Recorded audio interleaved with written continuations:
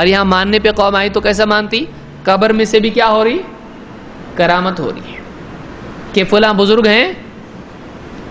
لوگ جو ان کی قبر سے مٹی لے جا کے باندھ رہے گلے میں یا کہاں پہ بھی، جہاں جی میں آئے، اس میں آپشنز ہیں، تمہاری مرضی بھائی، کہیں بھی باندھو. تو فلاں بزرگ کی قبر پہ سے مٹی لے جا کر جو باندھتا تھا اس کو شفا ہو جاتی تھی.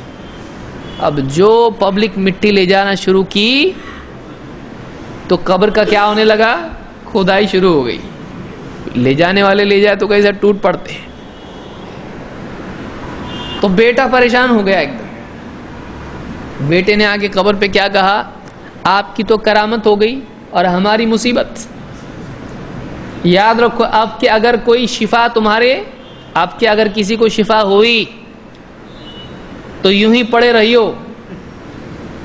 لوگ جوتیاں پہن کے تمہارے اوپر چلیں گے، آپ مٹی میں نہیں ڈالوں گا، بہت حالت خراب ہو گئی میری، مٹی ڈال رہا ہوں، پبلک لے جا رہی ہے. تو تم ایسے ہی تمہاری قبر کھل جائے گی، لوگ جوتیاں پہن کے چلیں گے تمہارے اوپر. اب بس ہو گیا، یہ کیا ہے؟ تو باپ اور بیٹے کا کیا ہو گیا؟ Without mobile communication, direct communication نہیں ہے. تو اب کیا ہوا؟ اب جب بیٹے نے نوٹس دے دیا باپ کو تو اب کیا ہو گیا؟ اب لوگوں کو شفا ہونا بھی بند ہو گئی. تو قبر کے اندر سے میڈیکل ہیلپ چل رہی ہے. وداؤٹ میڈیسن کیا ہو رہا ہے؟ لوگ شفا پا رہے ہیں. یہ کیا ہے؟ یہ اسلام ہے. کیسے لوگ قبروں پہ جا کے سجدے نہیں کریں گے؟ یہ بریلوی حضرات کی بات نہیں کر رہا ہوں میں، دیوبندی حضرات کی بات کر رہا ہوں میں. ارواح ثلاثہ میں لکھا ہوا ہے، اشرف علی تھانوی صاحب نے لکھا ہے اس کو.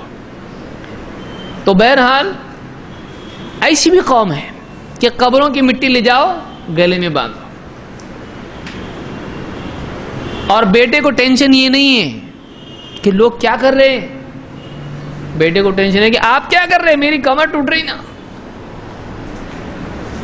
تو اور باپ کو جا کے بول رہا ہے، دیکھیے وہ کیا مان رہا ہے، اللہ کی طرف سے مان رہے ہو، اللہ سے دعا، اللہ کیا کر رہا ہے تو ایسا مت کر، اس لیے کہ لوگ شرک میں جا رہے ہیں. اللہ تو نہیں کر رہا ہے. یہ کون کر رہا ہے؟ اس کے نزدیک باپ کر رہا ہے.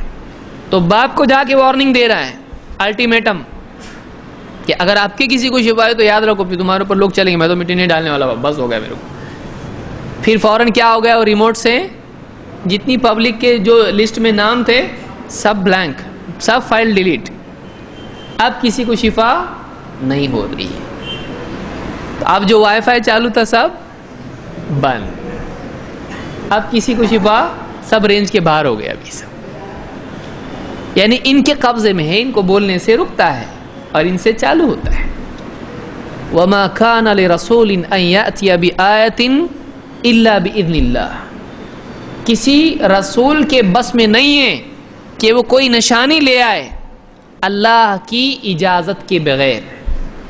اللہ نہ چاہے کوئی نہیں کر سکتا ہے. تو آپ دیکھیں مثال، اللہ کے نبی صلی اللہ علیہ وسلم ہیں، آپ بیمار پڑتے تھے، آپ اپنے آپ کو شفا دے سکتے تھے؟ نہیں. ابراہیم علیہ السلام کیا کر رہے ہیں؟ وَإِذَا مَرِضْتُ فَهُوَ يَشْفِينِ.